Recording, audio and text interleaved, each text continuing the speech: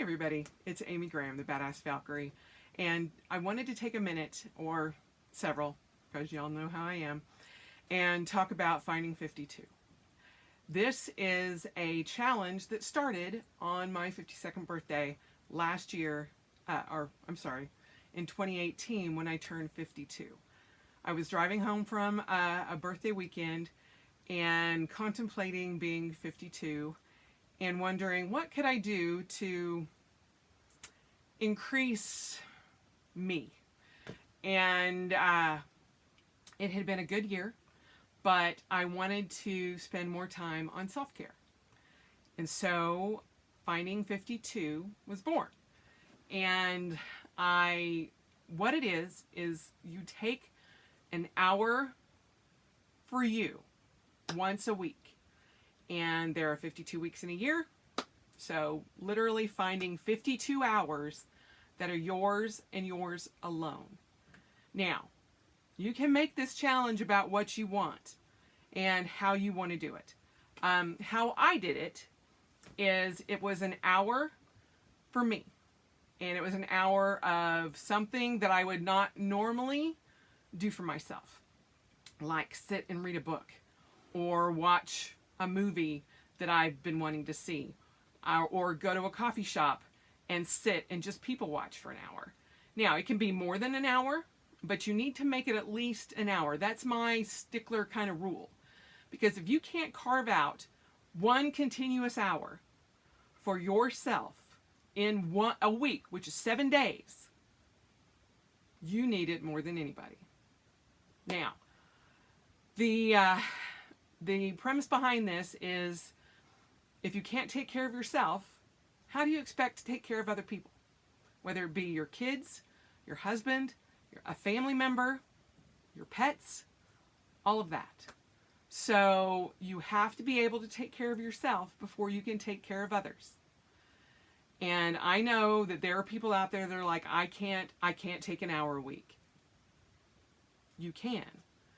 I promise you, you can. I am one of the busiest people that I know. Between training and yoga and other classes and work and doing this and trying to spend time with my husband and gaming and everything else, I still managed to find an hour one day a week that was a continuous hour. A lot of times I found more than that. Now the key behind that is actually scheduling it for yourself. So carve out, think about it for a week. It doesn't have to start the first week, obviously, because I'm getting this out on the 4th. It's a Saturday. You can figure out one day that you can put aside an hour.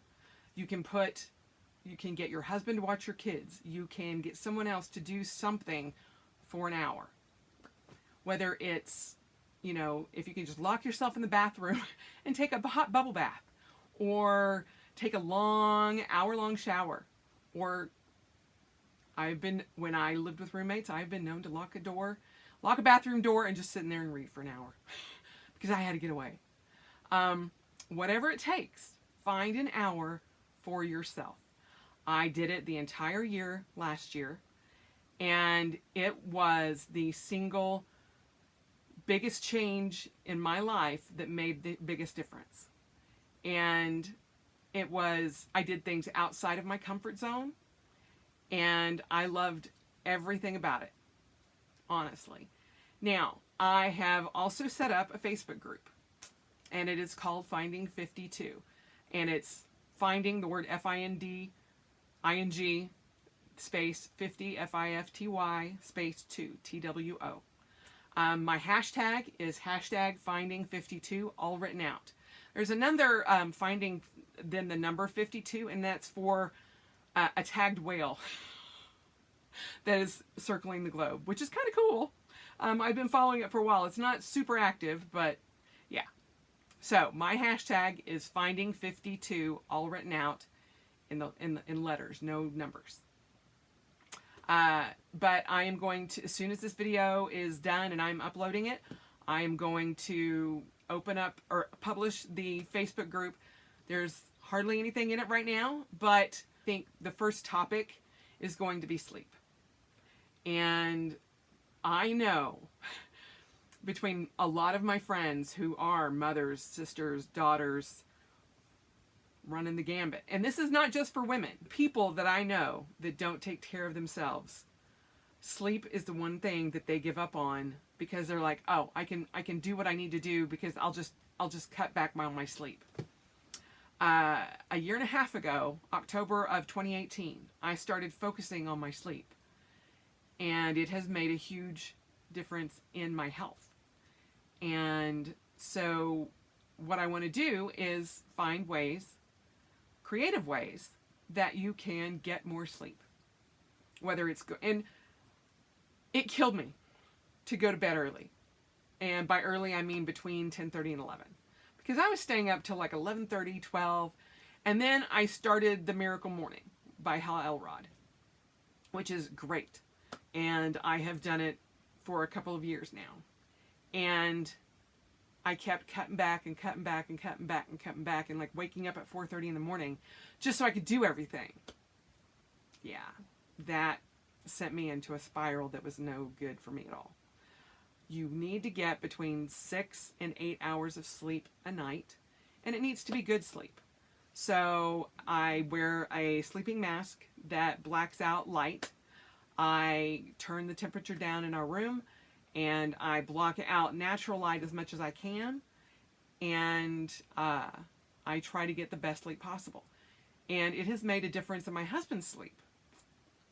We also have a purple mattress, and while it was expensive as all get out, it was worth every single penny.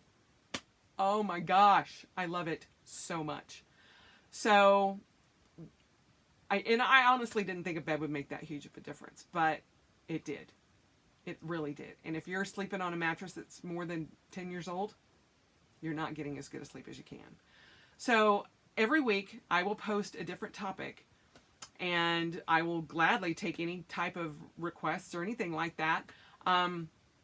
But topics that could be ideas for self-care. Now, another thing that I will start doing is doing a video like this. It will be face-to-face and talking about a subject each week. And then I will try to make the two congruent, so it's not one subject here and one subject there, unless you guys would prefer that. And if you do, just let me know down below.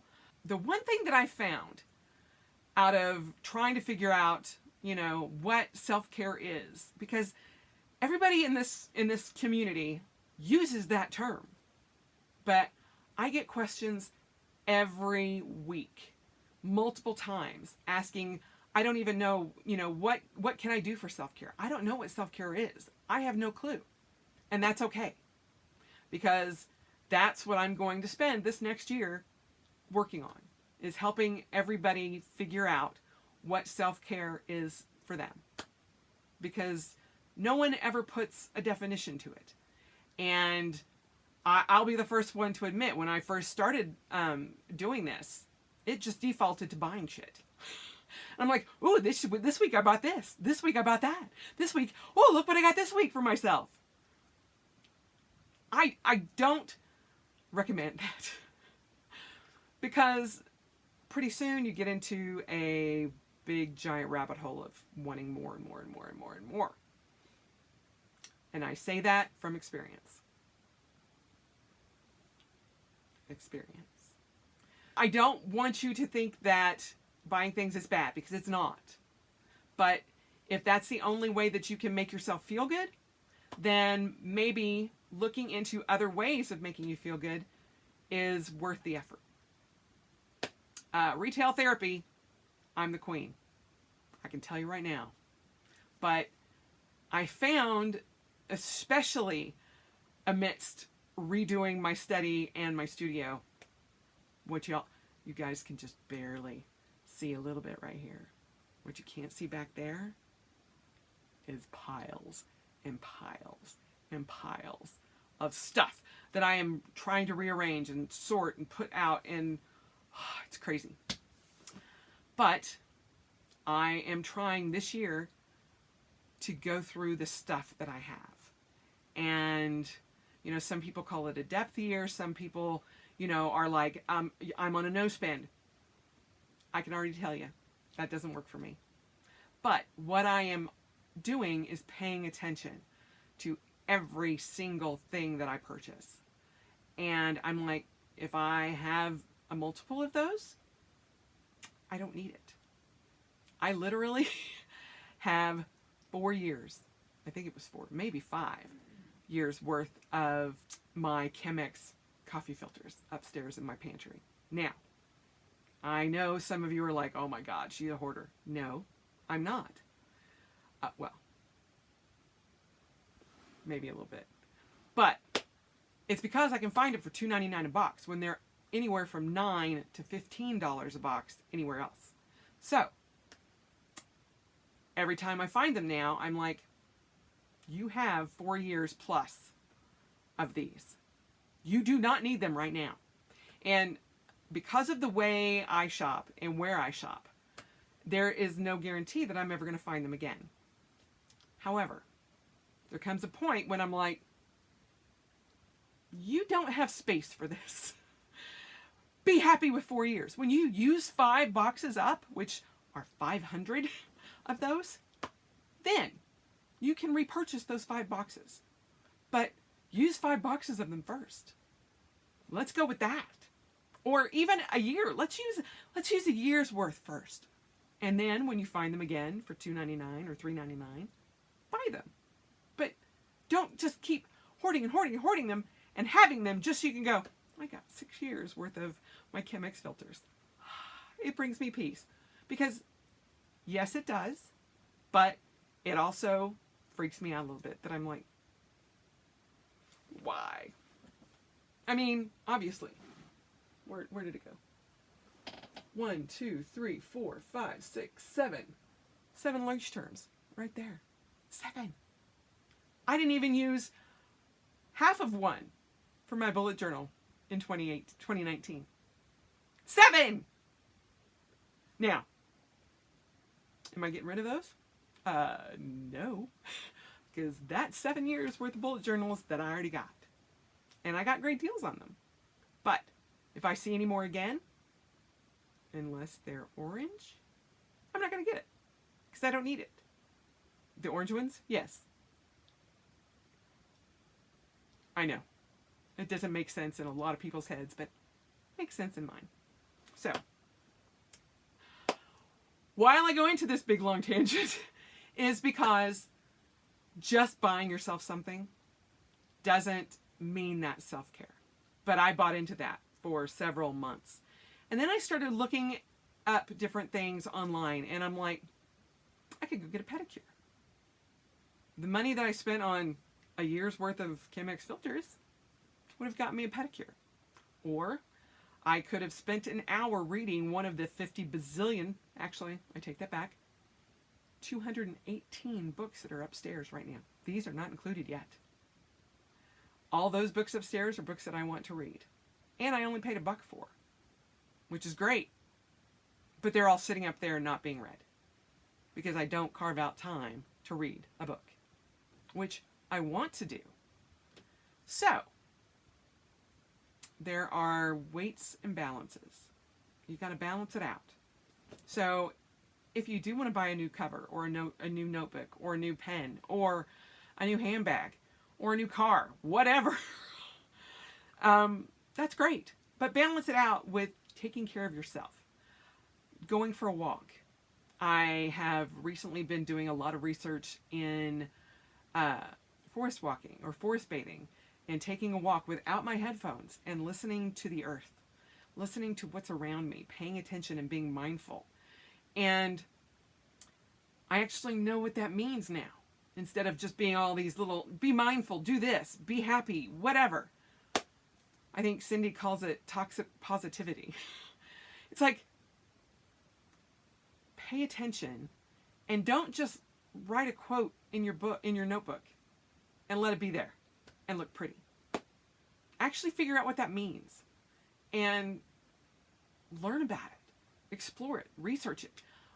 This past year, I researched so much about circadian rhythms and circadian lifestyles and and intermittent fasting and all of that, and Ayurveda, all of that. And I've picked and chosen different things out of that that have worked really well for me. Some of the things didn't work well for me. But on the surface, I'm like, I'm going to do all of this. Let's do it. It'll make me healthy. It doesn't. Because you have to tailor things to yourself. And that's what I want you to do with Finding 52. I'm going to open up the Facebook group, and I would love for you guys to join it. And hopefully you find something in there that is positive and worthwhile and something that you would like to try. It's very funny to me because, I want to open up my own coffee shop when I retire. I know many of you guys have already known that that's my dream. But I love going into a coffee shop and just experiencing the ambience and going, I don't think I would want to have this decor, or I would want it to do this, or the flow of traffic. All of that kind of thing is just enjoyable to me. Going to a restaurant and just sitting there by myself and being comfortable with myself has been a huge change. I used to never go anywhere by myself. And now I'm just like, sometimes my husband's like, do you want me to go with you? And I'm like, no, I'm okay. I'm going to go by myself. And I just sit there and have a coffee, write in my journal, and do that. When my older brother comes over and stays the night, because he lives about an hour and a half south of me, he'll come up on the weekends and we'll go shopping or do whatever. When he's here in the mornings, I can't do my morning routine. And I'm just like, would you just get the hell out of my house? You're in my spot. It makes me crazy. So I enjoy my me time.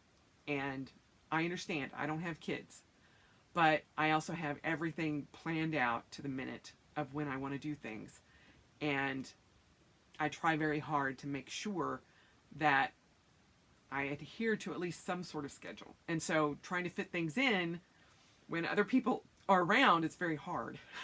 I'm like, getting antsy. I'm like, whoa, I'd really like to write my journal this morning. But you're sitting on the couch, drinking my coffee.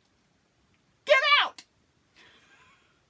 So, finding time to just be like, relax and do your thing. And find things that you might never know that you even like would be wonderful. If you came out with one thing out of the entire 52 weeks of this coming year that you enjoyed, that you didn't know you enjoyed,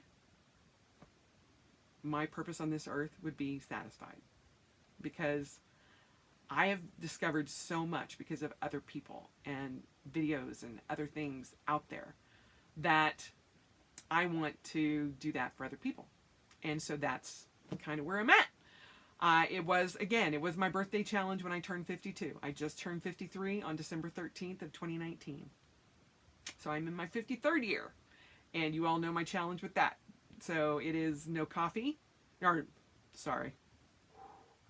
Those words will never come out of my mouth again.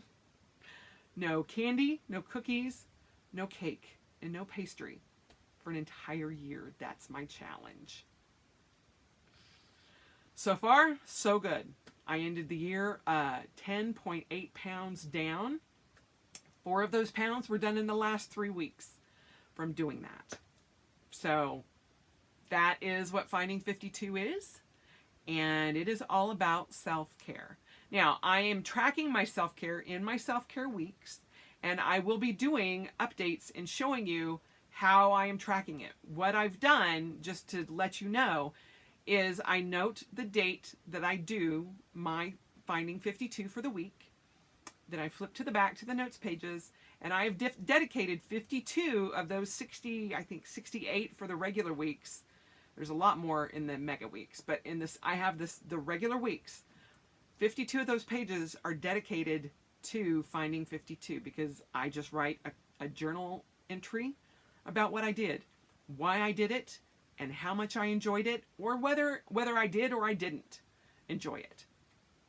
There are some things that I did last year that weren't great, but I'm glad that I had the experience. And so throughout the year, I will